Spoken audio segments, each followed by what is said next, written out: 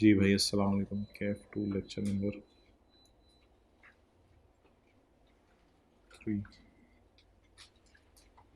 अच्छा जी, कल हम एक सवाल कर रहे थे, क्वेश्चन नंबर 11 वो निकालें।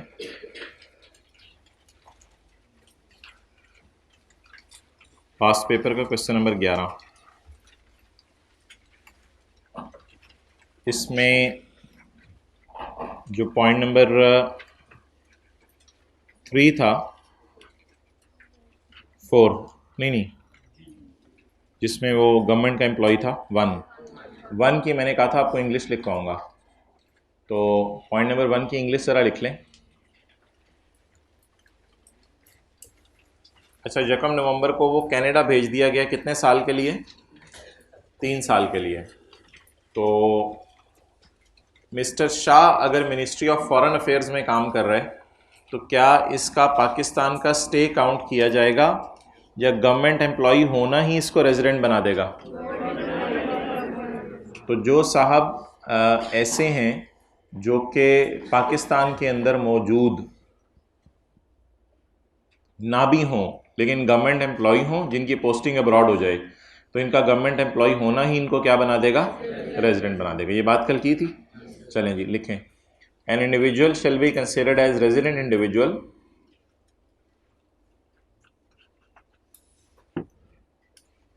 if he is an employee or official.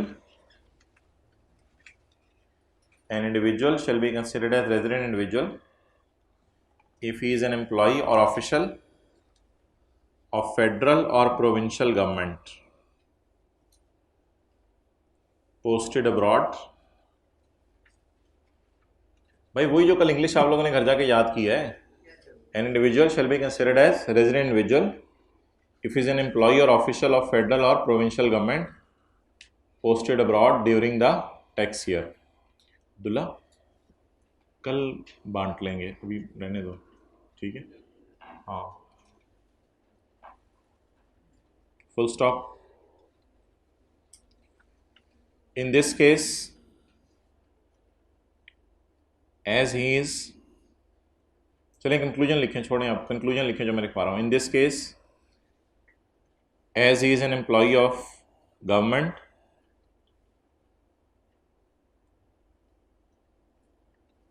in this case as he is an employee of government, so he will be considered as, बोलें, resident individual। तो इसको resident individual समझा जाएगा।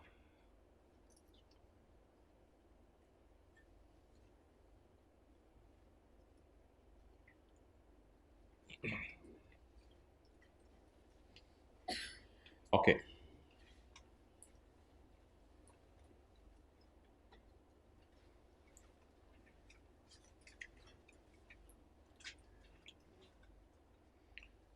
अच्छा जी, वापस आ जाएं जो हम कल पढ़ रहे थे।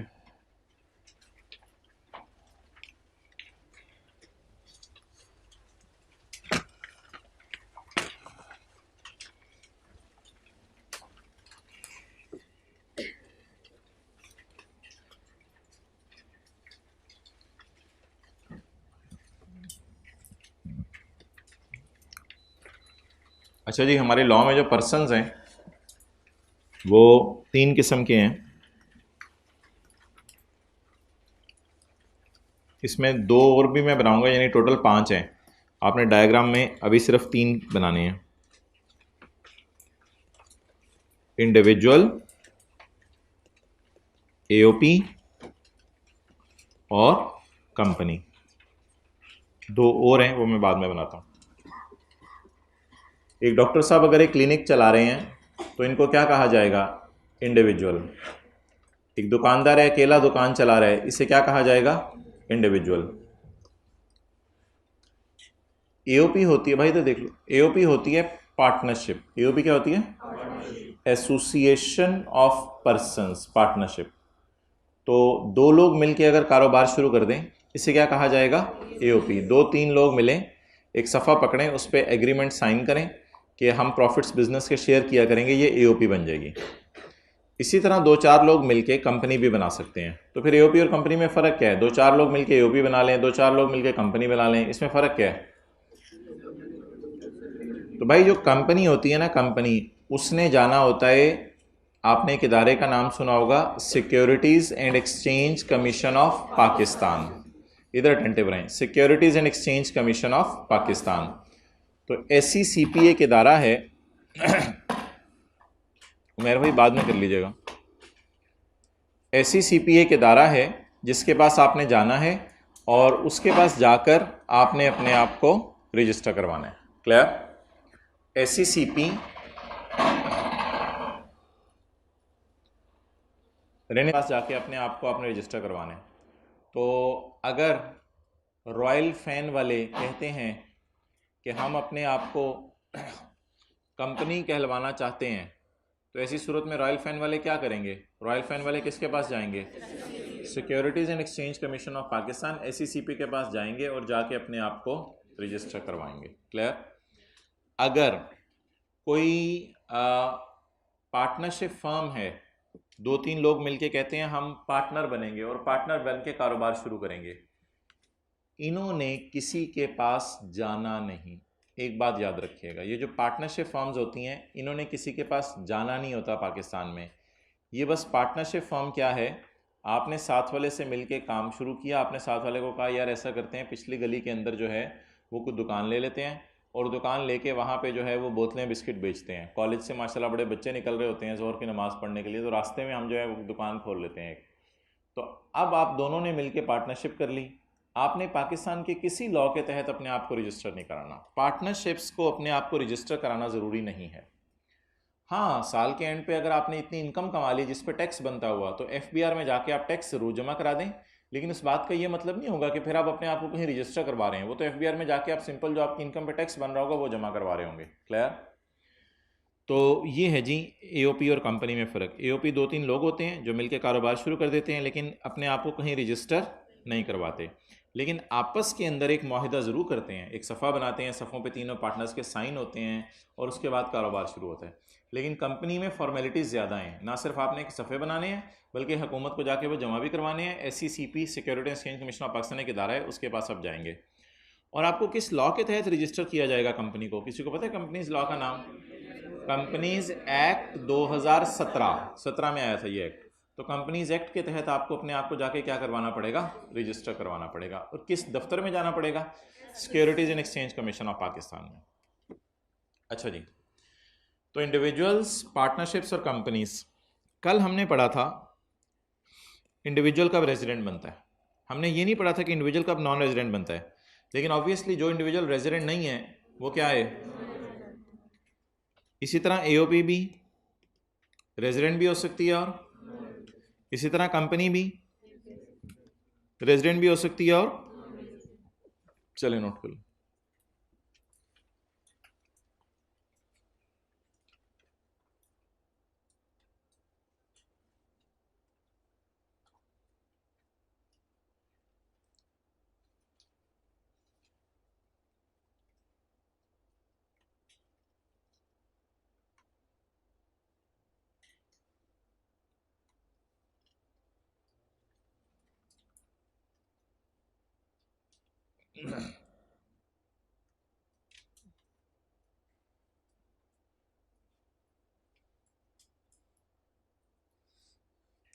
ओके,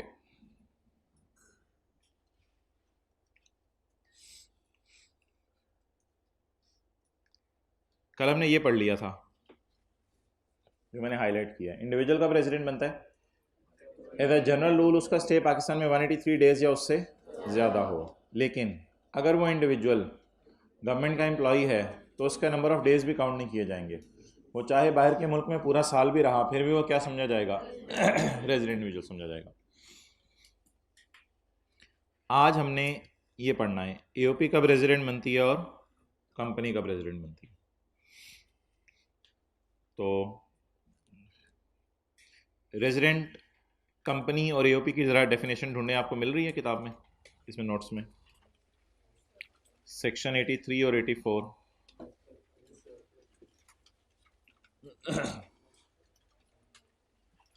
इसमें आप पहले देख लें जी रेजिडेंट कंपनी और नीचे है रेजिडेंट एओपी। रेजिडेंट एओपी देख लेते हैं पहले। मुझे पता है इंडिविजुअल में एक पॉइंट रहता है कल वाला, वो मैं आपको करवाऊंगा। रेजिडेंट एओपी, एओपी किस वक्त रेजिडेंट बनती है? मिल गया? अच्छा जी, एओपी किस वक्त रेजिडेंट बनती है? एओपी में होते हैं पार्टनर्स। एओपी का कंट्रोल एंड मैनेजमेंट किसके हाथों में होता है? पार्टनर्स। कंपनी का कंट्रोल एंड मैनेजमेंट किसके हाथों में होता है? डायरेक्टर्स। डायरेक्टर्स के हाथों में। और एओपी का कंट्रोल एंड मैनेजमेंट पार्टनर्स के हाथों में। ये कोई सफ़े के टॉप पे आपको वही नजर आ रहा होगा, रेजिडेंट एओपी। मिल गई? अच्छा, अगर एओपी के पार्टनर्स पाकिस्तान में मौजूद हैं, सारे या सारों में से कुछ, तो एओपी क्या बन जाएगी? रेजिडेंट। कितने अरसे के लिए? चाहे एक दिन के लिए। मिसाल के तौर पे एक एओपी ऐसी है जो कि पाकिस्तान के अंदर इंजमामुल हक है, सकलैन मुश्ताक है, शाहिद अफरीदी है, इन तीनों ने मिलकर कोई पार्टनरशिप शुरू कर दी। चलो जी हम एसी बना के बेचते हैं। तो इन तीनों ने मिलकर जो पार्टनरशिप शुरू की, ये तीनों तो रहते ही पाकिस्तान में अक्सर, तो इनका कंट्रोल एंड मैनेजमेंट सारा का सारा किधर है? पाकिस्तान के अंदर है। तो फिर इसलिए ये एओपी तो क्या बन जाएगी? बाय डिफ़ॉल्ट ही रेजिडेंट बन जाएगी। ठीक है, सारे के सारे मौजूद हों या सारों में से थोड़े, ये तीनों जो मैंने आपको नाम लिए हैं ये तो शायद सारे के सारे ही पाकिस्तान में मौजूद हों जिस वक्त डिसीजन मेकिंग हो रही होती हो। ठीक है, मिसाल के तौर पर ऐसा भी हो सकता है कि डोनाल्ड ट्रंप और श्रीलंका में मुरलीधरन, ये दोनों मिलकर पार्टनरशिप कर लें और पाकिस्तान के अंदर जो है वो गंदम बेचने का काम शुरू कर दें।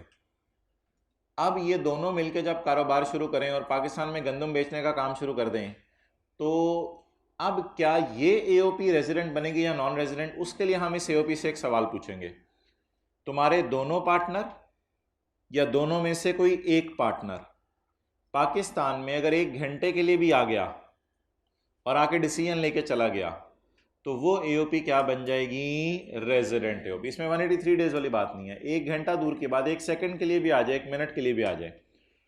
तो ऐसी पार्टनरशिप्स जो मिसाल के तौर पे बाहर के मुल्कों में बनी है, उनमें से अगर सारे के सारे या सारों में से कोई एक बंदा भी पाकिस्तान के अंदर आ जाए और डिसीजन लेके चला जाए, तो ऐसी सूरत में वो एओपी भी क्या बन जाएगी? दोनों पार्टनर्स का आना जरूरी है या दोनों में से कोई एक आधा भी आ सकता है? एक कर लें, आधे को तो कैसे बुलाएंगे? एक कर लें तो दोनों भी आ सकते हैं, एक भी आ सकते हैं, तीन है तीनों भी आ सकते हैं, तीन है एक भी आ सकता है। तो an AOP shall be considered as a resident AOP for a if control and management यानी पार्टनर्स जो इनके बिजनेस को देख रहे हैं, इफ द पार्टनर्स, आज जो बातें हो रही हैं उनका कल वाली बातों से ज्यादा लिंक नहीं है, इसलिए जिनका फर्स्ट डे है वो परेशान ना हो। If the partners of the AOP situated Holi, सारे आ जाएं या सारों में से थोड़े से आ जाएं। कहां आए? कितने अरसे के लिए? Eight any time in the year. Any time in the year का क्या मतलब है? 183 डेज के लिए आए, 1 दिन के लिए, 1 मिनट के लिए, 1 लम्हे के लिए भी आ सकते हैं। तो ये अभी सादा सी डेफिनेशन है। An AOP shall be a resident AOP if control and management of the affair is situated, सारे के सारे और थोड़े से, in Pakistan at any time in the year. अच्छा, ये हो गया सेक्शन 84। अब हम देखते हैं किसकी डेफिनेशन? रेजिडेंट कंपनी की। रेजिडेंट कंपनी, कंपनी किस वक्त रेजिडेंट समझी जाएगी? अच्छा, पाकिस्तान के अंदर कौन सा लॉ है जो कंपनीज की इनकॉर्पोरेशन को देखता है? हाँ, पाकिस्तान में कंपनीज एक्ट 2017 है। अच्छा, ये जो रॉयल फैन वाले हैं, इन्होंने अपने आप को कंपनीज एक्ट 2017 जो पाकिस्तान का लॉ है इसमें इनकॉर्पोरेट या रजिस्टर करवाया होगा? यस।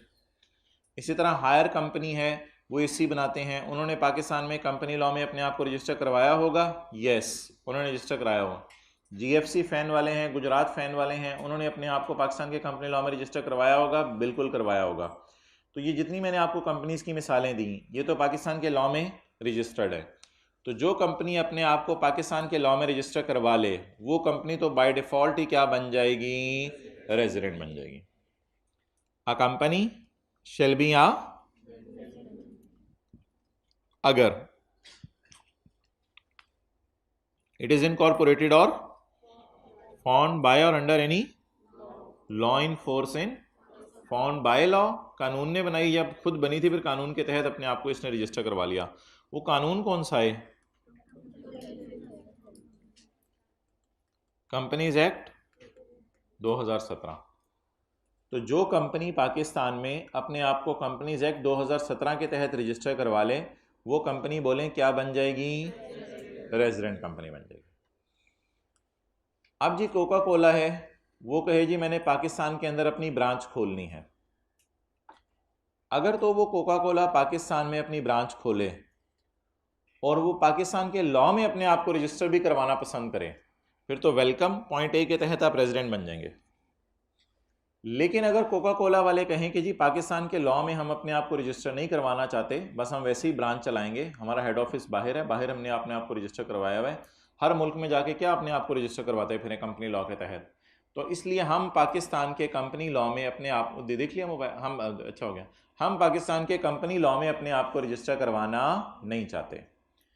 ऐसी कंपनी के लिए बढ़ेगा पॉइंट बी आगे। पॉइंट बी कहेगा कि अच्छा भाई ठीक है कोक वालों, आप अगर अपने आप को पाकिस्तान के लॉ में रजिस्टर नहीं करवाना चाहते, ना करवाओ, कोई मसला नहीं। आप ये बताओ कि आपका मैनेजमेंट एंड कंट्रोल कहां है, आपका मैनेजमेंट एंड कंट्रोल कहां है, यानी कोका कोला का मैनेजमेंट एंड कंट्रोल कहां है, वो होंगे इनके डायरेक्टर्स। इस केस में आपको पता है पार्टनरशिप के फर्म्स में जो मैनेजमेंट एंड कंट्रोल संभालते हैं वो पार्टनर्स होते हैं, और कंपनी के केस में जो मैनेजमेंट कंट्रोल संभालते हैं वो डायरेक्टर्स होते हैं। तो पूछा यह जाएगा कि भाईजान डायरेक्टर्स कहां पर हैं। अगर डायरेक्टर्स सारे के सारे, बोले साथ वाले के कान में, सारे के सारे डायरेक्टर्स एक मिनट के लिए भी पाकिस्तान इकट्ठे आ जाएं कंट्रोल चलाने के लिए, तो वो कंपनी रेजिडेंट बनेगी, वरना वो कंपनी रेजिडेंट। यहां होली और पाटली का लफ्ज ने लिखा हुआ, यहां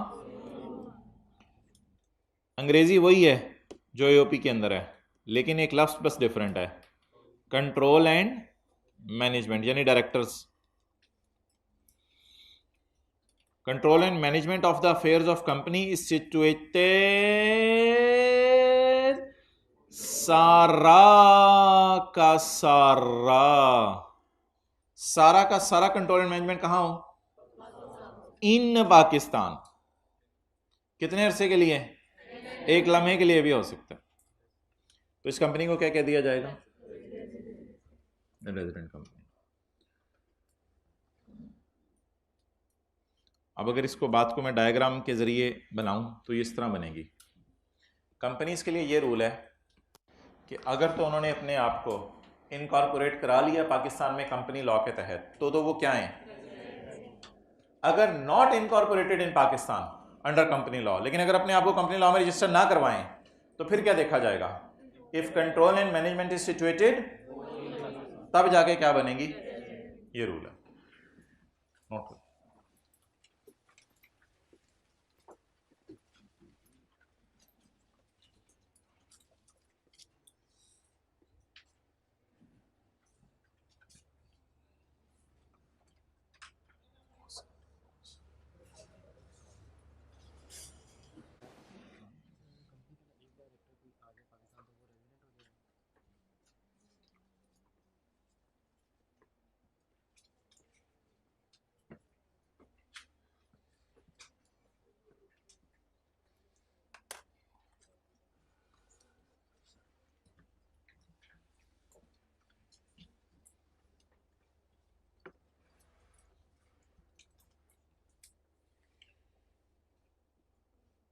अच्छा जी, ये जो एओपी है और कंपनी है, दोनों के अंदर ये बात है कि डायरेक्टर्स आएँ या पार्टनर्स आएँ, कंपनी के केस में तो सबको आना पड़ेगा, और पार्टनरशिप के फर्म में केस में सारे भी आ सकते हैं, सारों में से थोड़े भी आ सकते हैं।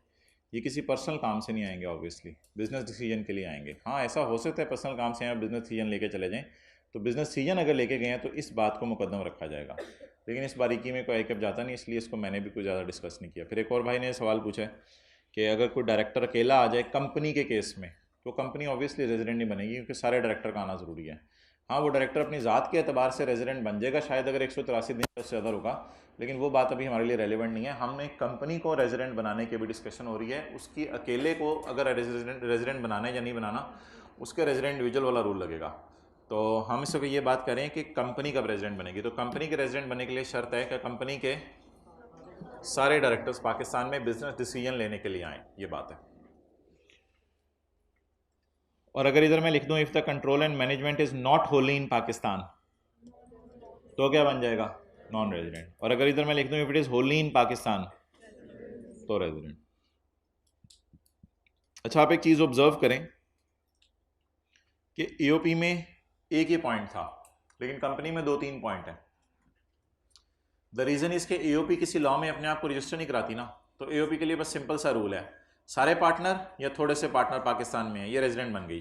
कंपनी के लिए पहला रूल कुछ और है, या तो अपने आप को कंपनी लॉ में रजिस्टर करवाओ, फिर डायरेक्टर देखे ही नहीं जाएंगे। जब आपने अपने आप को कंपनी लॉ में रजिस्टर करवा लिया ना, तो फिर आपके डायरेक्टर देखे नहीं जाएंगे, जहां मर्जी सैरें करते रहे, फिर डायरेक्टर वाली बात आपने देखनी नहीं। तो अगर तो कंपनी ने अपने आप को कंपनी लॉ में रजिस्टर करवा लिया, फिर तो बाय डिफॉल्ट ही कंपनी क्या बन गई, रेजिडेंट। लेकिन अगर कंपनी ने अपने आप को पाकिस्तान के लॉ में रजिस्टर नहीं करवाया, फिर डायरेक्टर वाला सवाल पूछना है, फिर सारे डायरेक्टर अगर आएंगे तो कंपनी क्या बनेगी। और ये फिर बड़ा रेयर सर्कमस्टांस में सारे डायरेक्टर आते हैं। सारे डायरेक्टर कहाँ आते होंगे, डायरेक्टर ही अगर एक हो तो फिर उसी को बुला लो, बबलू को, फिर वो रेजिडेंट बन जाएगी। अच्छा जी, पॉइंट सी,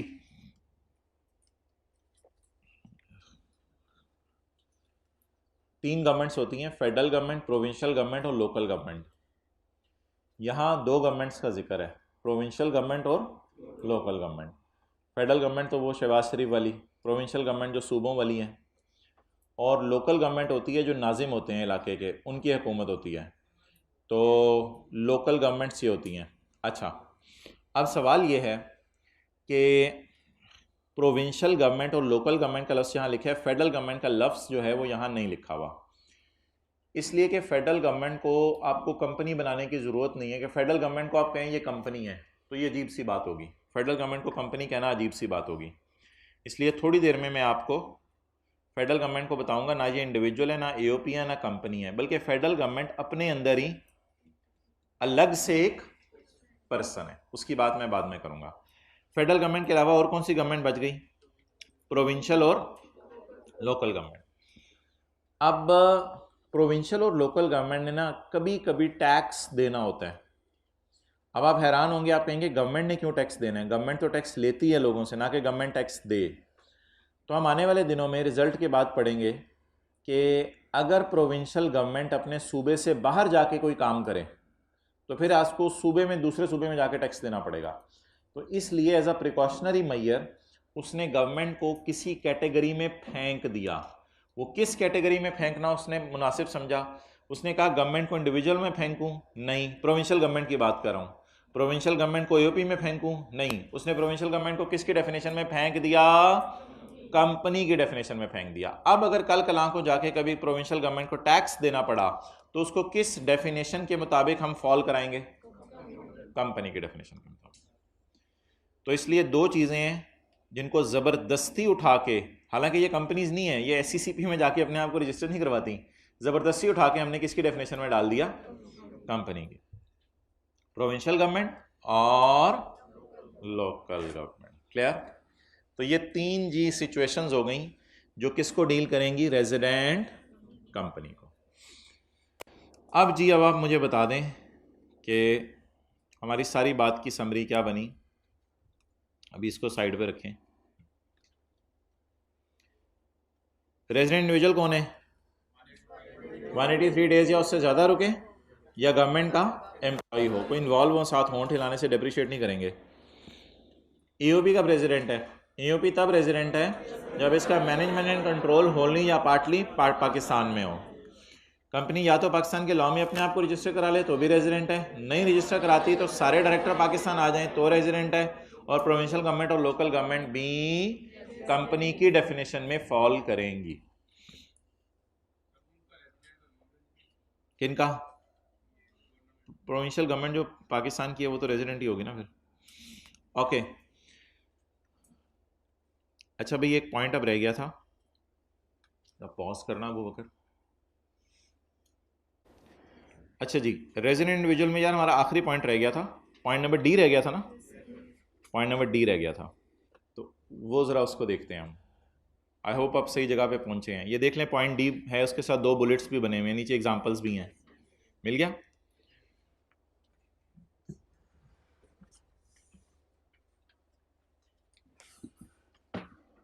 किसी ज़माने में यहाँ पॉइंट बी भी होता था, लेकिन वो किसी वजह से डिलीट हो गया है। इस सेशन में इस दफ़ा पहली दफ़ा एफबीआर ने ये पॉइंट डी डाला है। पॉइंट डी इससे पहले मौजूद नहीं था। पॉइंट डी बिल्कुल जो है वो नया पॉइंट आया है लॉ में। तो ये पिछली दफ़ा जो लोग पेपर दे के आए हैं उनको ये पॉइंट डी नहीं पता था। ये पॉइंट डी बिल्कुल नया आया है, इस दफ़ा आया है, इसलिए इसके नीचे एग्जाम्पल भी डाल दिया। अच्छा जी, पॉइंट ए जो कल हमने रेजिडेंट इंडिविजुअल की डेफिनेशन में पढ़ा था वो एक जनरल रूल था। क्या? इंडिविजुअल को रेजिडेंट बनाने के लिए देखा जाता है उसका स्टे पाकिस्तान में 183 डेज या उससे ज़्यादा हो। इसी तरह इंडिविजुअल के लिए एक स्पेसिफिक रूल था, वो सारे इंडिविजुअल्स पाकिस्तान में जो गवर्नमेंट एम्प्लॉयज़ हैं उनके लिए देखा जाता है कि वो पाकिस्तान के अंदर जो है वो मौजूद कितना रहे, इस बात को नहीं देखा जाता, बल्कि इस बात को देखा जाता है कि गवर्नमेंट एम्प्लॉय हैं और अगर पोस्टिंग हो गई है अब्रॉड तो भी वो क्या बन जाएंगे। अब ये जो पॉइंट डी है ये भी एक स्पेसिफिक पॉइंट है। पॉइंट सी किन के लिए था? अच्छा पेपर में आपने ऐसे नहीं लिखना होगा ए सी डी, पेपर में 1 2 3 करके भी लिख देंगे तो कोई मसला नहीं। अच्छा पॉइंट बी सी था गवर्नमेंट एम्प्लॉयज के लिए। ये जो पॉइंट है ना ये है फ्रीक्वेंट ट्रेवलर्स के लिए। फ्रीक्वेंट ट्रेवलर्स क्या मतलब? जो बहुत ज़्यादा बाहर के मुल्कों में घूमते फिरते रहते हैं। डबल एल आएगा पता नहीं। अच्छा तो ये फ्रीक्वेंट ट्रेवलर्स के लिए पॉइंट है, जो अक्सर बाहर के मुल्कों में आते जाते रहते हैं, उनके लिए ये पॉइंट है। इस पॉइंट को अब आपने ज़रा गौर से समझना है। फिलहाल आप एग्जाम्पल पढ़ के पहले वाली अपना कल वाला नॉलेज अप्लाई करें जो पॉइंट ए में हमने पढ़ा था। Mister Kamran is a citizen of Pakistan, he stayed in China for and he stayed in Germany for, he stay in Pakistan is for. जरा कल वाला रूल लगाएं और कल वाला रूल लगाकर आप मुझे बताएं ये बंदा आपको रेजिडेंट लग रहा है या नॉन रेजिडेंट? ये बंदा आपको क्या लग रहा है? हमने क्या कहा था, कहां पर स्टे काउंट करना है? पाकिस्तान का स्टे काउंट करना है। हमने क्या कहा था, कहां का स्टे काउंट करना है? क्या ये 165 is less than 183 days? Therefore based on your yesterday's knowledge ये जो कामरान साहब हैं he will be considered as non resident, क्योंकि हमने रेजिडेंशियल स्टेटस डिटरमिन करना होता है सिटीजनशिप की बेस पे नहीं कि उसके पास आईडी कार्ड कहाँ का है, हमने नंबर ऑफ डेज देखने होते हैं। तो अपेरेंटली इसको उर्दू में बज़ाहिर कहते हैं, बज़ाहिर ये बंदा क्या नजर आ रहा है? Non resident. लेकिन बिल्कुल पाकिस्तान के लॉ में एक नई चीज आई है जिसको अभी हम समझने की कोशिश करते हैं। हमने ना 2 सवाल पूछने इस सिनेरियो में, 2 सवाल। पहला सवाल ये पूछना है, ये डेटा आपके सामने है, चाइना में कितने दिन रहा? जर्मनी में 100 डेज, 100 प्लस 100 200, 165 डेज कहाँ रहा? 200 प्लस 165 365। साल में भी कितने दिन होते हैं? 365 डेज। पता है, या बताना पड़ेगा ये भी पता है? तो साल में 365 डेज होते हैं। अच्छा अब आप मैंने 2 सवाल आप इससे पूछेंगे, इस डेटे से 2 सवाल पूछेंगे कामरान से। पहला सवाल, कामरान क्या तुम सिटीजन हो? यस और नो में जवाब दें, बताएं जल्दी। कामरान सिटीजन है? यस। दूसरा सवाल मेरा गौर से सुनिएगा, क्या किसी और फॉरेन कंट्री में क्या किसी और फॉरेन कंट्री में, सिंगल फॉरेन कंट्री में, क्या किसी सिंगल फॉरेन कंट्री में ये 182 डेज से ज्यादा रुका? एक्सेलेंट। पहले सवाल का जवाब हमने क्या दिया? दूसरे सवाल का जवाब? कल मैं पाकिस्तान का स्टे काउंट करने को कह रहा था, आज मैं पाकिस्तान का स्टे नहीं काउंट करने को कह रहा, आज मैं बाहर का स्टे काउंट करने को कह रहा हूं। कल मैं 183 डेज बोल रहा था, आज मैं 182 डेज बोल रहा हूं। मैं आई रिपीट बोथ क्वेश्चंस। पहला सवाल, क्या ये बंदा सिटीजन है? क्या इसका सिंगल फॉरेन कंट्री में, दोनों में मिला के नहीं, किसी एक फॉरेन कंट्री में, क्या किसी एक फॉरेन कंट्री में भी, चाहे चाइना ले लें चाहे जर्मनी ले लें, इसका स्टे 182 डेज से ज्यादा है? जब पहले सवाल का जवाब आए पेपर में यस, सिटीजन वाला, और जो दूसरा सवाल मैंने पूछा है आपसे उसका जवाब पेपर में आए आपके जहन में नो, इस बंदे को भी आपने रेजिडेंट बना देना है। हालांकि इसका स्टे 183 डेज से कम है, इस बंदे को भी आपने क्या बना देना है? अब इसकी लॉजिक सुने, पहले सवाल सुन लें दोबारा। क्या ये बंदा सिटीजन है? पाकिस्तान का सिटीजन है। क्या इसका स्टे सिंगल फॉरेन कंट्री में 182 डेज से ज्यादा है, किसी एक सिंगल कंट्री में? अब बज़ाहिर असल में हो पता क्या रहा है कि इसको मैं थोड़ा सा डेटे को और तोड़ता हूं लॉजिक समझाने के लिए। 165 डेज ये पाकिस्तान में रहा, 50 दिन चाइना में रहा, सवाल बदल रहा हूं, 50 दिन चाइना में रहा, 50 दिन इंडिया में रहा, 50 दिन अफगानिस्तान में रहा, 50 दिन जर्मनी में रहा। अब हर मुल्क में थोड़े थोड़े दिन रह रहे, फ्रीक्वेंट ट्रैवलर है। अब पाकिस्तान की हुकूमत ने इससे कहा, पुत्र तुम्हें तो कोई मुल्क घास ही नहीं डाल रहा, 50-50 दिन तुम उधर रहते हो, कोई जाके तुम्हें रेजिडेंट मान ही नहीं रहा। चाइना में तुम 50 दिन रह गए, चाइना वालों ने तुम्हें रेजिडेंट कहने लग जाने, कभी भी नहीं। इंडिया में तुम 50 दिन रहे, उन्होंने तुम्हें रेजिडेंट कहने लग जाना है, कभी भी नहीं। अफगानिस्तान में तुम 50 दिन रहे, उन्होंने तुम्हें रेजिडेंट कहने लग जाना है, कभी भी नहीं। जर्मनी के अंदर तुम 50 दिन रहे, उन्होंने तुम्हें रेजिडेंट कहने लग जाना है, कभी भी नहीं। तो जब उन चारों मुल्कों ने तुम्हें रेजिडेंट कहना नहीं, तो भाईजान फिर आपको हम ही रेजिडेंट कह देते हैं। है तो पैदाइश इधर की आपकी, सिटीजन तो आप इधर के हैं, तो इसलिए हम ही आपको क्या करार दे देते हैं। थोड़ी समझ आई बात की? असल में उससे कोई मुल्क वाला घास नहीं डाल रहा, वो 20 दिन इधर चला जाता है। और एग्जाम्पल को ब्रेक कर लें, 20 ब्रेक हो रहा है, और एग्जाम्पल को ब्रेक कर लें, 20 दिन करते 10 मुल्कों में रहा 200 दिन। अब किसी मुल्क वाले ने इसको लिफ्ट नहीं कराई और कोई इसको रेजिडेंट नहीं मान रहा अपने मुल्क का, तो पाकिस्तान में 165 डेज रुक गया। चाहे 165 डेज रुका, फिर भी इसको क्या करार दे दें? रेजिडेंट। अब आपने 2 सवाल पूछने हैं, पहले का जवाब आया करेगा, दूसरे का जवाब आया करेगा नो। आपने इस बंदे को क्या करार दे दिया करना है? अगर इन दोनों सवालों का जवाब कुछ भी डिफरेंट हो जाए ना, दोनों का जवाब ये आना जरूरी है, पहले का हमेशा दूसरे का हमेशा नो। इसके अलावा अगर कोई भी जवाब आए, यानी दोनों का यस आ जाए, दोनों का नो आ जाए, फिर भी आपने फारक करना है इसको, सिर्फ एक ही जवाब आना चाहिए। नंबर 1 पहले का यस, दूसरे का नो। तो ऐसी, और इसमें आपने स्टे कौन सा काउंट करना है? पाकिस्तान वाला स्टे काउंट करना है या बाहर वाला स्टे काउंट करना है? बाहर वाला सारे मुल्कों का टोटल करके काउंट करना है या किसी एक कंट्री का देखना है? किसी एक कंट्री का देखना है। ओके, तो last time, Kamran is a citizen of Pakistan. क्या इसका स्टे किसी एक बाहर के मुल्क में 182 डेज से ज्यादा है? इसका जवाब क्या आ गया? एक का जवाब यस आया, दूसरे का जवाब नो आया। आप इसे फिर पाकिस्तान का रेजिडेंट करार दे दें, क्योंकि कोई मुल्क 100 दिन पे इसको लिफ्ट नहीं करा रहा, इसको रेजिडेंट नहीं मान रहा, तो फिर बहालत मजबूरी कौन इसको रेजिडेंट मान ले? अपना पाकिस्तान वाले रेजिडेंट मान ले। पहले लॉ की प्रोविजन पढ़ें, फिर सोल्यूशन पढ़ें। इसमें आपने दूसरा बुलेट नहीं पढ़ना, सिर्फ पहला बुलेट पढ़ना है।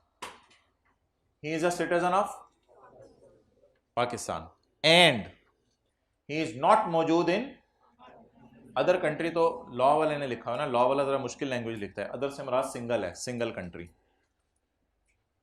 अदर को अंडरलाइन करके सिंगल कंट्री, इधर इधर ये वाला अदर अंडरलाइन करके single country. He is a citizen of Pakistan and is not मौजूद in single country for more than, और ये कौन सी सिंगल कंट्री है ये भी ऊपर लिख लें, फॉरेन होनी चाहिए। ये कौन सी सिंगल कंट्री हो? Foreign country, single foreign country. Any other से मुराद वही है ना पाकिस्तान के अलावा, तो सिंगल फॉरेन कंट्री। अदर का मतलब single foreign. Is not in single foreign country for more than 182 days. अब आप एक काम करें, दूसरा सवाल ना उर्दू जबान में जरा लिख लें, ताकि दूसरा सवाल जब आपको पेपर में आए तो आपको पता हो। दूसरा सवाल उर्दू में लिख लें, क्या ये बंदा सिंगल फॉरेन कंट्री में 182 डेज से ज्यादा रुका? ये सवाल आपने पेपर में ना अपने माइंड से पूछा करना है। क्या ये बंदा, जरूर लिखें उर्दू में, क्या ये बंदा सिंगल फॉरेन कंट्री में 182 डेज से ज्यादा रुका?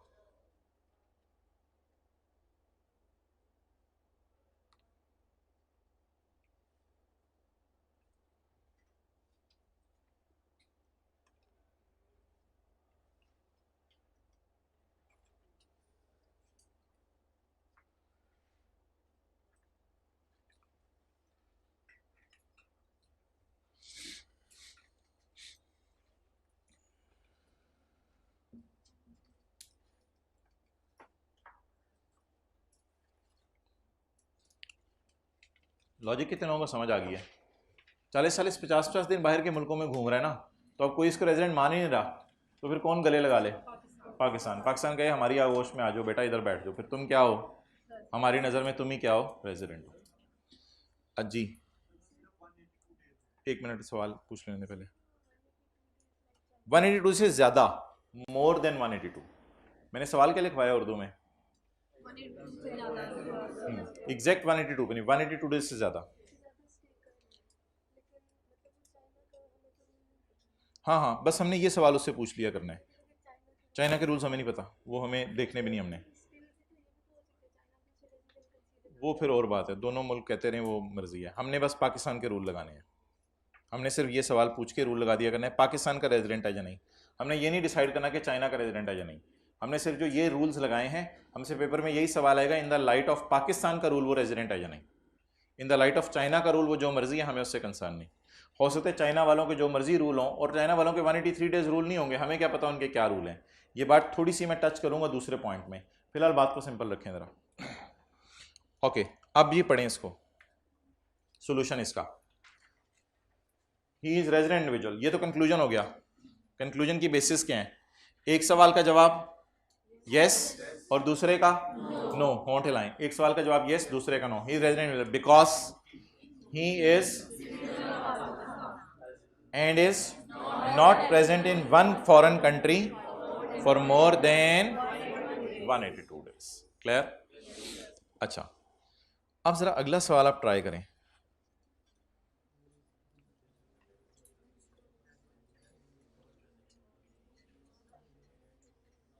इसका मैंने सॉल्यूशन छुपाया हुआ है।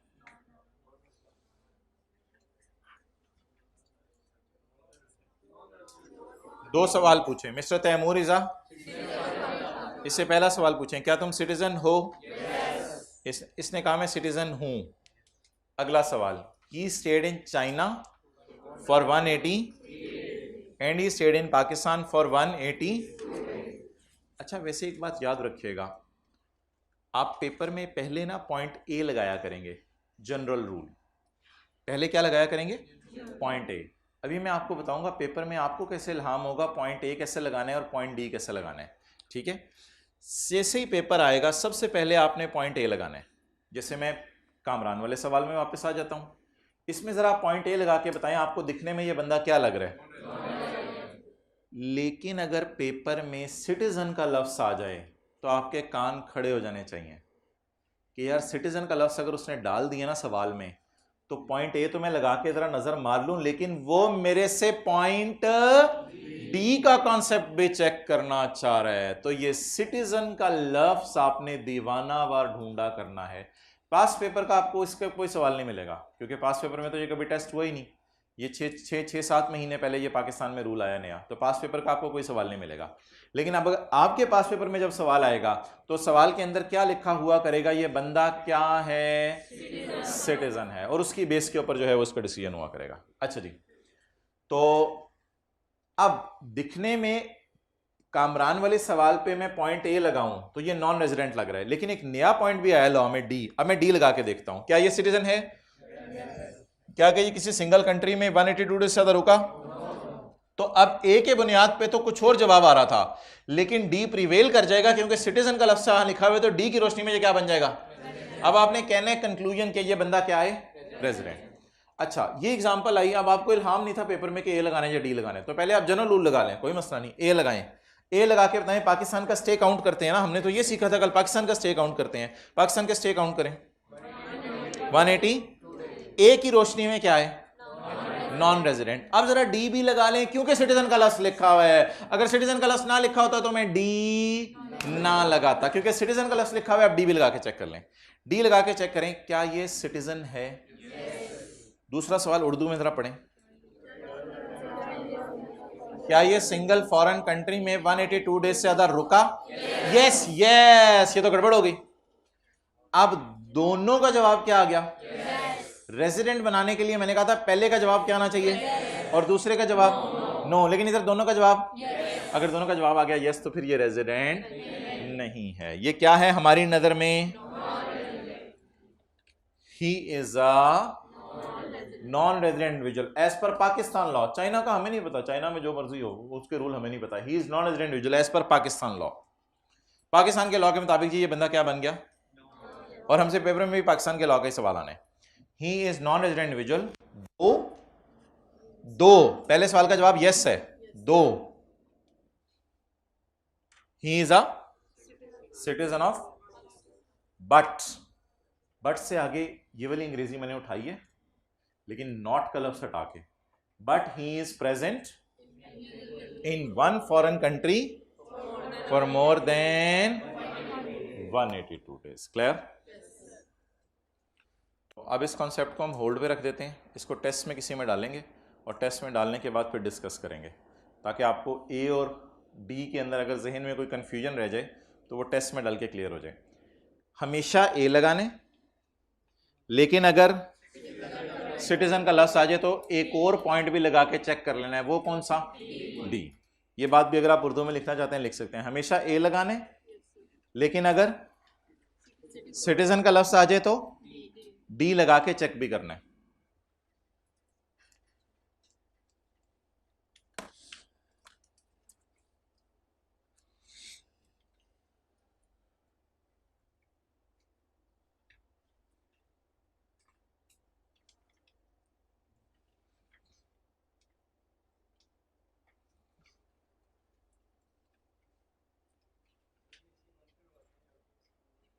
वो कर लो ना इंस्टॉल अपने मोबाइल में ऐप, किसी के है तो कर दे ये सी बंद।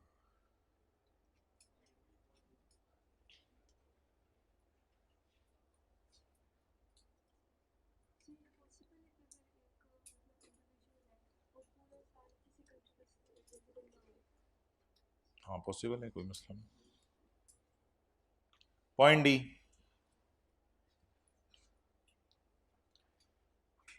पॉइंट डी, पहले सवाल का जवाब क्या आना चाहिए? Yes, he is a citizen of and is not मौजूद in any one country for more than 182 days. अच्छा, ये जो सेकंड बुलेट है ना, ऐसे थोड़ा सा कंफ्यूजिंग सा है, और ये पेपर में एज सच सिनेरियो बेस में आपको टेस्ट नहीं करेगा, लेकिन इस पर फिर भी कोई डिस्कशन हुई तो हम क्लास के अंदर कर लेंगे। एक अजीब सी बात हो सकती है कि हो सकता है चाइना में कोई ऐसा रूल हो कि चाइना वाले इसको 100 दिन पे ही रेजिडेंट बना दे। हो सकता है चाइना में कोई ऐसा रूल हो कि चाइना वाले 100 दिन पूरे करने पे इसको क्या बना दे। फिर अगर चाइना वालों ने रेजिडेंट बना दिया तो फिर पाकिस्तान वाले बैकआउट कर जाएंगे और पाकिस्तान वाले कहेंगे चलो छोड़ो यार फिर। लेकिन फिर ऐसे पेपर में लाइन लिखी होगी फुल स्टॉप के बाद कि as per China tax rules he is resident in China because China rule says that he if he stays for 100 days he will be considered as resident. तो अगर ऐसी कोई बात पेपर में लिख दे, अजीब सी लाइन पेपर में डाल दे, तो इसका मतलब है वो जो फड्डा पड़ा था फ्रीक्वेंट ट्रैवलर का, इधर जा रहा है उधर जा रहा है, तो उसको चाइना वालों ने पकड़ के क्या कह दिया, हमारी नजर में क्या है, रेजिडेंट है। तो फिर चाइना वालों ने पकड़ लिया, तो फिर पाकिस्तान वालों को रेजिडेंट बनाने की जरूरत नहीं है। लेकिन ये पॉइंट को इतना टेस्ट नहीं होगा, ये ऊपर वाला पॉइंट ही पेपर में टेस्ट होगा।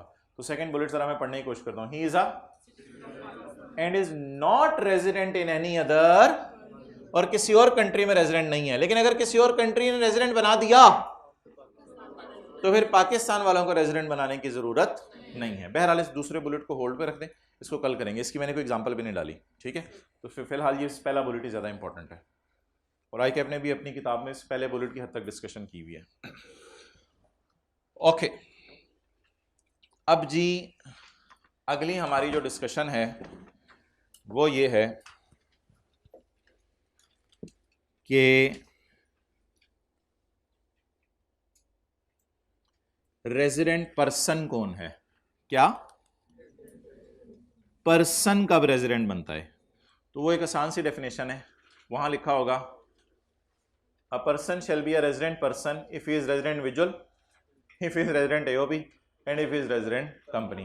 पर्सन एक ब्रॉड लफ्ज है ना, पर्सन में इंडिविजुअल, पर्सन से मुराद नेचुरल नहीं होता पर्सन। आपको पता है कंपनी सांस नहीं लेती, ठीक है, लेकिन कंपनी का आपने सुना होगा दिवालिया हो जाता है, तो फिर कंपनी का पर्सन है। लेकिन ऐसी कंपनी नहीं है, कंपनी जा रही थी, कंपनी बैठी हुई थी, कंपनी को भूख लग गई, कंपनी को हमने पानी पिला दिया, कंपनी होश करो, ऐसी बातें नहीं है। तो कंपनी नेचुरल पर्सन नहीं है, लेकिन कंपनी स्टिल आ पर्सन। तो अब एक ब्रॉड डेफिनेशन है जो तीनों की बाप है, वो क्या है, रेजिडेंट पर्सन की डेफिनेशन। और ये हमारी आज की आखिरी डेफिनेशन है, इसके बाद हम थोड़े न्यूमेरिकल पोर्शन की तरफ मूव करने लगे हैं। ढूंढे ये डेफिनेशन, इसके ऊपर मिलेगी आपको, सेक्शन 82 के ऊपर मिलेगी।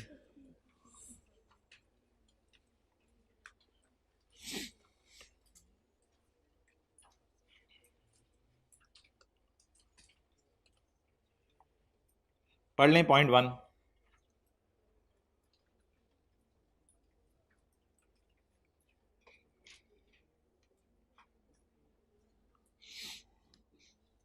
अ person shall be a person, person अभी मैंने दिखाया था, पर्सन का लफ्ज लिखा हुआ, उसके आगे 3 शाखें थी। A person shall be a for a tax if the person is resident individual. आपको बड़ी बात बताइए तो हमें पता थी, if a person is and if a person is resident. और अगर किसी को नहीं पता रेजिडेंट इंडिविजुअल कौन है तो सेक्शन 82, कंपनी के बारे में नहीं पता तो 83, और AOP के बारे में नहीं पता तो 84, वो हम ऑलरेडी पढ़ चुके हैं।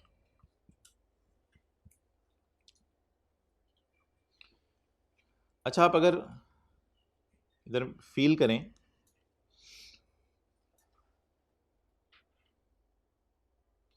तो रेजिडेंट पर्सन में ना इसने 4 लोग डाले हैं, रेजिडेंट इंडिविजुअल, रेजिडेंट कंपनी और फेडरल गवर्नमेंट। फेडरल गवर्नमेंट असल में जरा फील कीजिएगा, प्रोविंशियल गवर्नमेंट और लोकल गवर्नमेंट यहां आ गए हैं, फील करें, प्रोविंशियल गवर्नमेंट और लोकल गवर्नमेंट कंपनी के अंदर डाल दिए हैं। लेकिन फेडरल गवर्नमेंट एक इतनी बड़ी गवर्नमेंट थी कि गवर्नमेंट को किसी और के अंदर डालते तो गवर्नमेंट ने बाहर निकल आना था, तो इसको रखा ही बाहर हमने।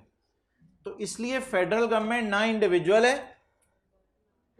फेडरल गवर्नमेंट ना AOP है, फेडरल गवर्नमेंट ना, क्योंकि आपको पता है शहबाज शरीफ तो अपने अंदर एक शहबाज शरीफ है पूरा, तो इसको ना इंडिविजुअल में डाला जाए। भाई भाई कह रहे हैं मैं PMLN का हूं, वो तो एक ब्रांड है पूरा कह रहे हैं, तो ना वो इंडिविजुअल है, ना वो AOP है, ना वो कंपनी है। प्रोविंशियल गवर्नमेंट और लोकल गवर्नमेंट को जबरदस्ती हमने डाला उठा के रेजिडेंट कंपनी की बस में।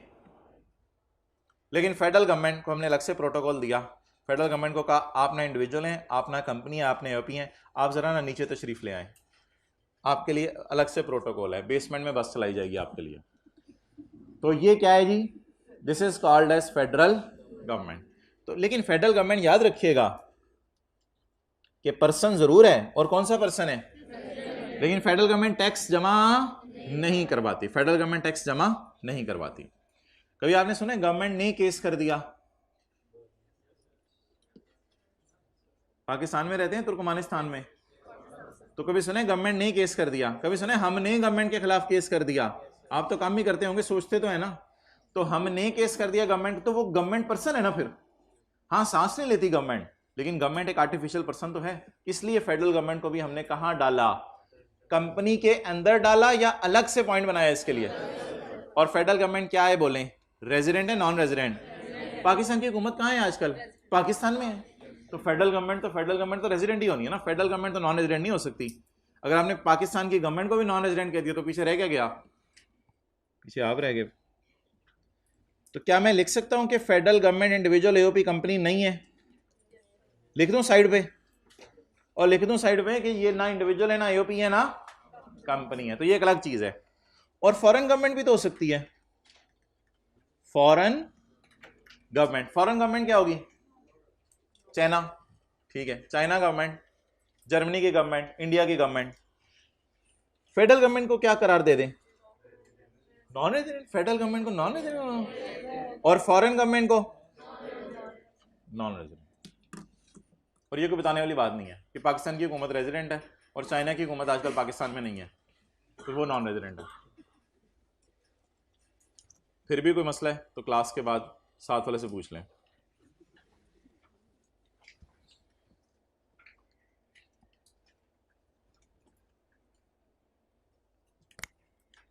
भाईजान इस डायग्राम में प्रोविंशियल गवर्नमेंट क्यों नहीं आ रही? आपका जवाब होना चाहिए था देखने वाली आंख होनी चाहिए, आ रही है, देखने वाली आंख होनी चाहिए, यहां आ रही है वो। ओहो चलें जी। अच्छा ये ना अगला बड़ा इंपॉर्टेंट पॉइंट है, या आपने ना इधर ही कॉलेज में लाइब्रेरी में ना याद करके जाना है। ये अ person shall be a non resident if he is not a resident. इसको ज़रा समझें, वो क्या, चले मैं पहले इंपॉर्टेंट लिख दूं इसके साथ, इंपॉर्टेंट। ये ज़रा आपने ना यकसुई से याद करना है। कहते हैं इधर आओ मैं आज आपको बताता हूँ नॉन रेजिडेंट कौन है। हम बड़े तैयार होके ना पहुंचे, नॉन रेजिडेंट कौन है? अ person shall be a non resident if he is not a resident.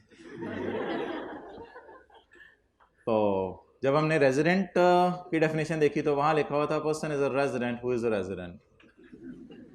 नहीं रेजिडेंट तो उसने तफसील से बता दिया ना, तो जो रेजिडेंट नहीं है वो क्या है? अच्छा आप ज़रा बताना शुरू करें,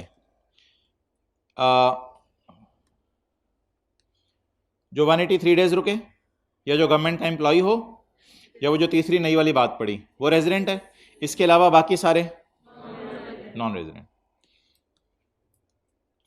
जो कंपनी लॉ में रजिस्टर कराए अपने आप को, या सारे डायरेक्टर पाकिस्तान में आ जाएं, या प्रोविंशियल या लोकल गवर्नमेंट हो, वो बाकी सारी कंपनीज जो एओपी पार्टली या होलली पाकिस्तान में मौजूद हो वो रेजिडेंट, और बाकी सारी एओपीज। अगर पाकिस्तान की हुकूमत रेजिडेंट है तो फॉरेन गवर्नमेंट्स फिर नॉन रेजिडेंट बन जाएंगे। ये एक्सप्लेनेशन नहीं पढ़नी आपने, ये इंशाल्लाह हम आगे देखेंगे।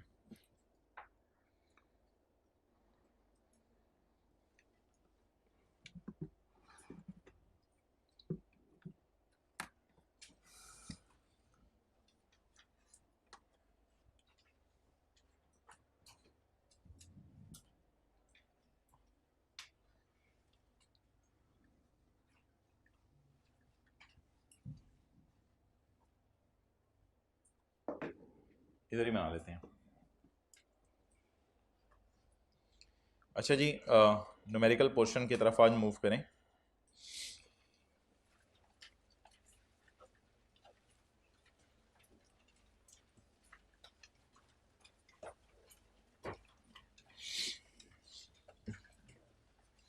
एक साहब हैं जी, मिस्टर उमर,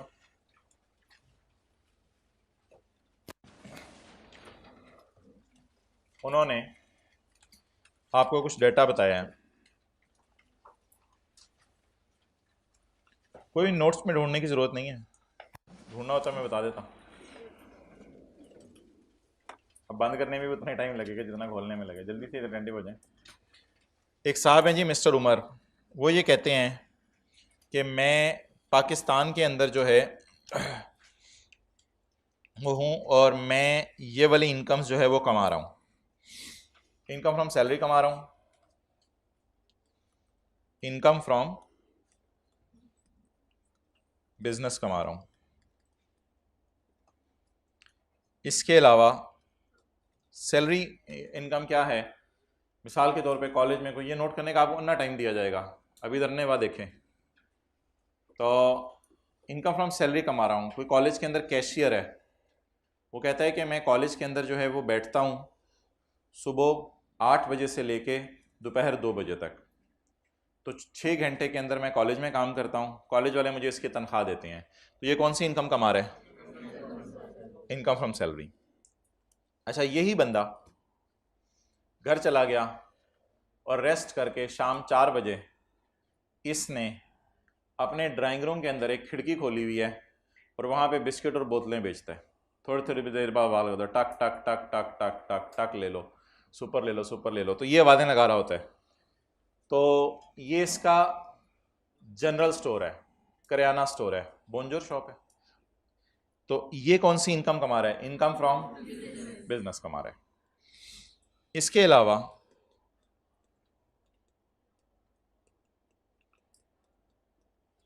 इसने अपने घर का फर्स्ट फ्लोर किराए पे दिया हुआ है, तो ये इनकम फ्रॉम प्रॉपर्टी कमा रहा है। घर का फर्स्ट फ्लोर इसने किराए पे दिया हुआ है, ये इनकम फ्रॉम प्रॉपर्टी कमा रहा है। इसके अलावा ये कमा रहा है जी income from capital gain. Share खरीद के बेच दिए, कुछ ज्वेलरी खरीद के बेच दी, ये इनकम फ्रॉम कैपिटल गेन कमा रहा है। फिलहाल ज्वेलरी जहन में रख लें, ज्वेलरी खरीद के बेच दी, ये कमा रहा है इनकम फ्रॉम कैपिटल। थोड़ी अलाइनमेंट थोड़ा इधर करो, इनकम आगे पहुंच गए आप, इनकम फ्रॉम कैपिटल गेन। अच्छा जी, इसके अलावा अगर आप कोई भी इनकम कमा लें, इसका आप नाम रखेंगे इनकम फ्रॉम अदर सोर्स। आप नौकरी करके जो पैसे कमा रहे हैं वो इनकम फ्रॉम, आप बिजनेस करके जो पैसे कमा रहे हैं कारोबार करके वो इनकम फ्रॉम बिजनेस। आपने घर किराए पे दिया हुआ है, इनकम फ्रॉम प्रॉपर्टी। आपने कोई ज्वेलरी खरीद के बेची है, वो इनकम फ्रॉम कैपिटल गेन। और इसके अलावा अगर आप कोई इनकम कमा रहे हैं वो इनकम फ्रॉम अदर सोर्स। मिसाल के तौर पे आपका वलीमा है, तो वलीमे पे आपको सलामी मिली, तो ये आपने किसी की नौकरी शुरू कर दी है? आपका कारोबार है अपने वलीमे कराना? जल्दी बताएं, यस यस नो में आगे चलें, हंसने की बात नहीं है। ये आपका कारोबार है, आपने अपना ऊपर वाला पोर्शन किराए पे दे दिया है, शादी करा के ऊपर वाला पोर्शन किराए पे दे दिया है? नहीं। आपने कोई ज्वेलरी बेची है? नहीं, वो तो बेगम ज्वेलरी ला रही है उल्टा, आपने कोई ज्वेलरी बेची है? तो इन चारों में से आपने कोई एक्टिविटी नहीं की। इसका मतलब है जो बची कुछ इनकम्स हैं वो कहाँ फॉल किया करेंगी? Income from other source. शायद ये वो पहली इनकम हो जो आप जिंदगी में कमाएं, इनकम फ्रॉम अदर सोर्स। अच्छा, आर्टिकल्स में ही करवा लेंगे ना आप, इसलिए मैं कह रहा हूं। अच्छा, तो ये 5 किस्म की इनकम्स हैं जो एक बंदा कमा सकता है। इन पांचों का जब हम टोटल मारेंगे तो इसका जवाब होगा टोटल इनकम। बड़ी बात बताई। इन पांचों का जब हम टोटल मारेंगे तो ये क्या आएगी? Total income. अच्छा, इसके बाद इन साहब ने कोई ना कोई हो सकता है ज़कात पे की हो, इन साहब ने कोई ज़कात पे की हो। ज़कात ऐड होनी चाहिए या लेस होनी चाहिए? क्योंकि सैलरी आती है, सैलरी आ, कारोबार से पैसे आ, किराया आ, कैपिटल गेन ज्वेलरी बेच के पैसे आ, सलामी आ, ज़कात जा। तो ज़कात जाती है, आपके पास से पैसे जाएंगे, तो ज़कात को ऐड करेंगे लेस करेंगे? लेस करेंगे, ज़कात को लेस करेंगे। ये एक आपको बेनिफिट मिलेगा, ज़कात को आपको लेस करने की इजाज़त होगी। और जो कट कटा के पैसे बचेंगे इसका नाम आप रखेंगे टैक्सेबल इनकम। टैक्सेबल इनकम का उर्दू में मतलब क्या है? ऐसी इनकम जिस पे टैक्स लगेगा। अब ये साहब कहते हैं मैंने 3 लाख रुपया सैलरी कमाई है और जी मैंने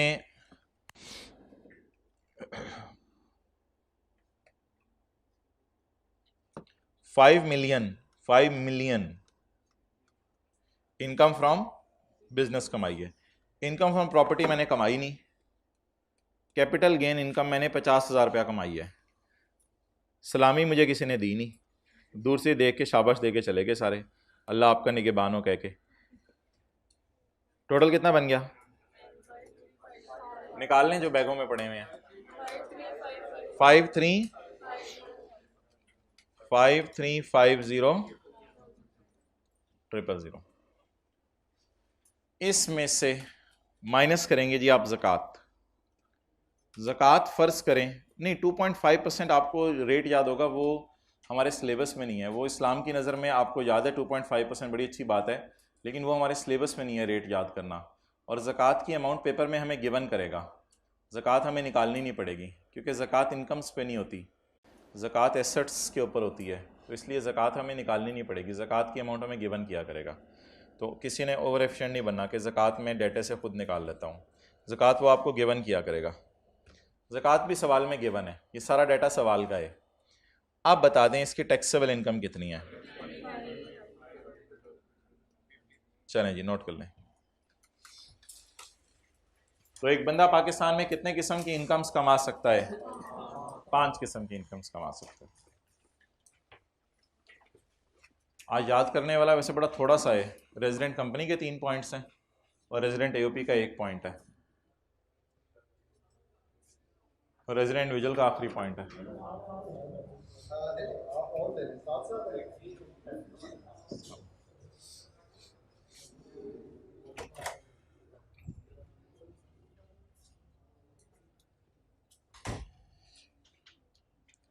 साथ साथ नोट कर रहे होते हो? अच्छा अच्छा, अभी किया।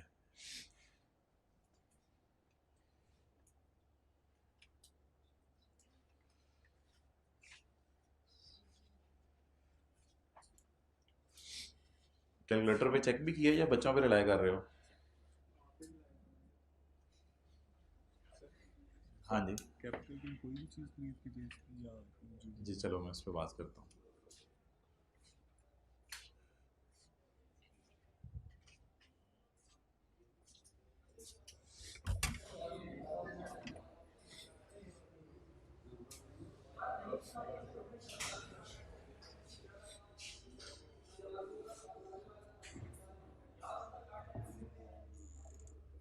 कर ले भाई, जल्दी कर ले।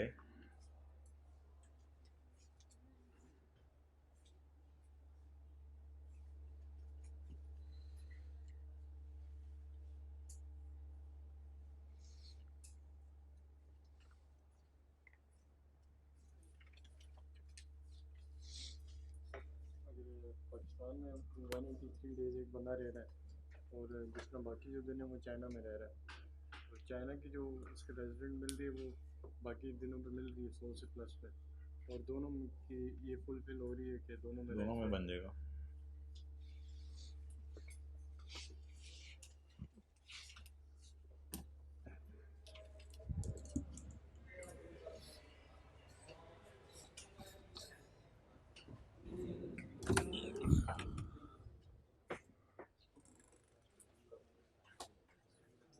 कितने लाख रुपए कमाए हैं?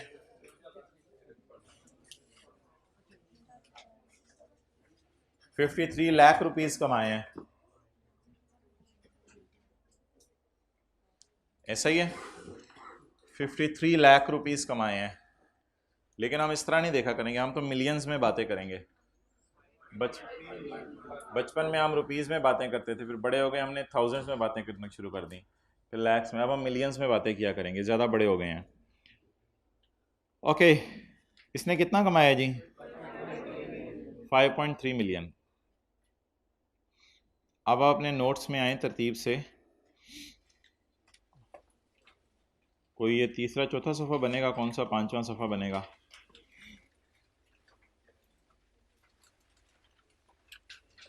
ये आ रहा है लिखा हुआ फर्स्ट शेड्यूल, और जिनके पास किताबें डब्बे डब्बे बदल चुके हुए हैं, फर्स्ट शेड्यूल, इसमें लिखा हुआ आ रहा है डिवीजन 1, इसमें लिखा हुआ आ रहा है rates for of tax for individuals and AOPs. Clear? अच्छा जी, अगर एक बंदा 600,000 से कम कमाए पाकिस्तान में, तो उसने टैक्स कितना देने?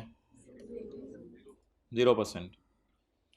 अगर 600,000 से ज़्यादा कमाए but does not exceed 8 lakh, लेकिन 800,000 से ज़्यादा ना कमाए, तो उसके लिए रेट कितने % है?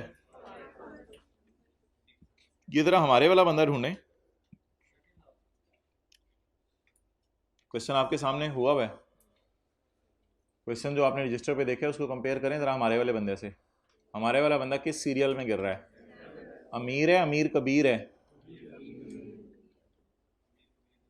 अच्छा, ये आप लोगों ने खुद ही कैटेगरीज बना दी हैं, गरीब, अमीर, अमीर करीब, अमीर कबीर, अमीरुन कबीरुन कबीरुन शदीदुन, ये खुद ही कैटेगरीज बना दी हैं। चलें ढूंढें जी किस कैटेगरी में आ रहा है? Serial number 7।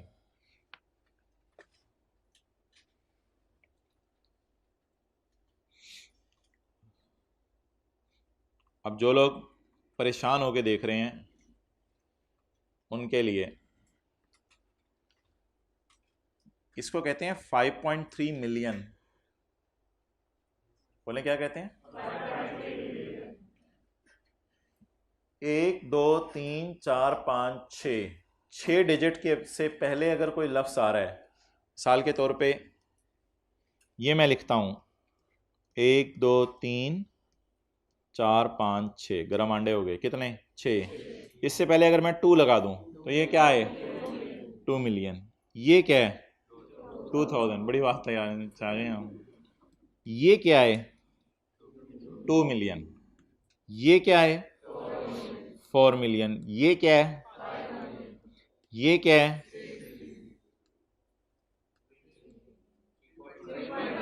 3.5 मिलियन। ये क्या है?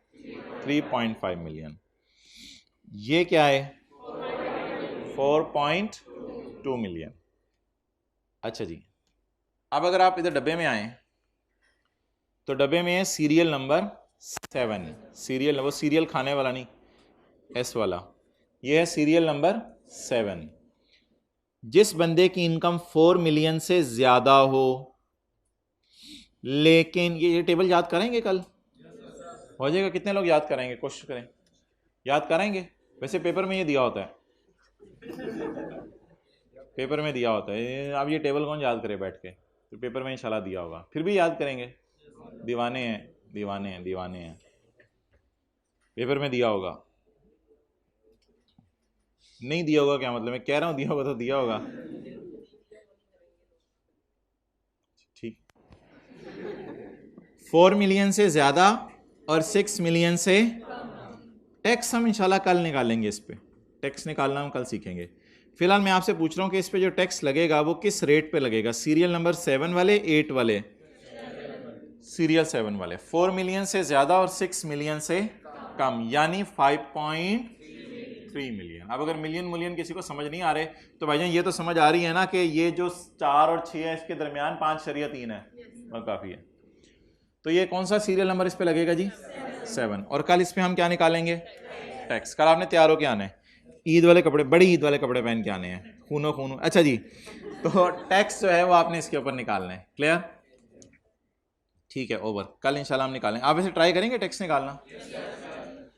तो अब भाईजान टाइम है, I know that, you know that time is there. तो क्वेश्चन नंबर 11 हो गया था, 7 निकालने जरा। होमवर्क पसंद करते हैं आप? होम में करते हैं या लाइब्रेरी में? होमवर्क में कराइएगा क्वेश्चन नंबर 17, जिसका पहला पॉइंट है रमीज। साथ वाले के रजिस्टर पे लिखें होमवर्क और आज की डेट लिखें। होमवर्क लिखें और आज की डेट लिखें।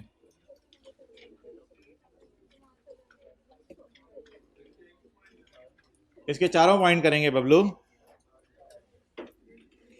रमीज वाला, खलील वाला, अली वाला, स्मिथ वाला। अच्छा 11 में आए जरा। 11 में पॉइंट 2, पॉइंट 4 से शुरू करते हैं। Point 4, Farooq trading LLC was incorporated as a limited liability company in, भाईजान ये कंपनी है, इंडिविजुअल है, AOP है? कंपनी है।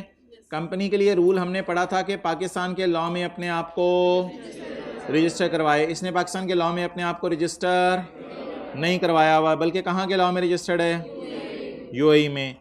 The management and control was situated, सारा का सारा इन, अच्छा मुझे बता दें क्या वो जो पॉइंट A था उसमें लिखा हुआ था पाकिस्तान के लॉ में अपने आप को रजिस्टर करवाया, क्या करवाया इसने रजिस्टर? क्या फॉरेन लॉ में अपने आप को रजिस्टर करवाया? तो फॉरेन लॉ को छोड़ने पर है, आपने अब ये नहीं देखना कि फॉरेन लॉ में रजिस्टर करवाया है।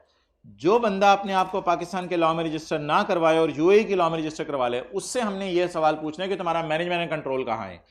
क्या कंपनी का सारा मैनेजमेंट कंट्रोल बाहर के मुल्क में है? होली इन पाकिस्तान है या होली आउटसाइड है? तो जब होली इन पाकिस्तान होगा तो वो कंपनी क्या बन जाएगी? लिखें जी, a company will be considered as a resident company, जिन्होंने बंद कर लिया हुआ था सब कुछ। A company will be considered as resident company, भाई शुरली की स्पीड से नोट किया करें। A company will be considered as resident company if management and control is situated wholly in Pakistan.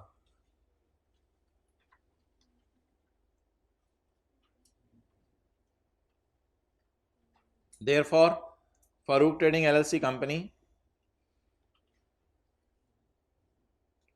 therefore Farouk Trading LLC company will be considered as, वो बोल रहे हैं, रेजिडेंट कंपनी।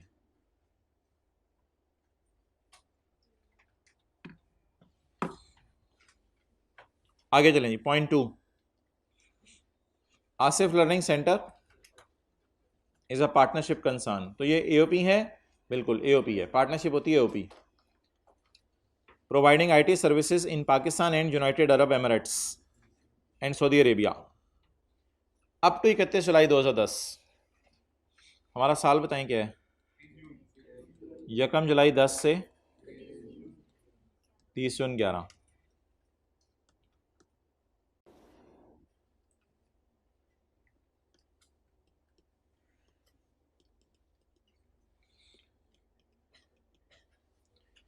अप टू 31 जुलाई 10, यहाँ तक the management and control was situated partly in, और 1 अगस्त से सारा management and control shift कहाँ हो गया है?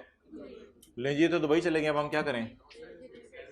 भाईजान ग्रीन वाली लाइन देखें, क्या ये ग्रीन झंडा पाकिस्तान में इतना अरसा रहे हैं? ये अगर ये पाकिस्तान में इतना अरसा रहे हैं, क्या सबका रहना ज़रूरी है या पार्टली?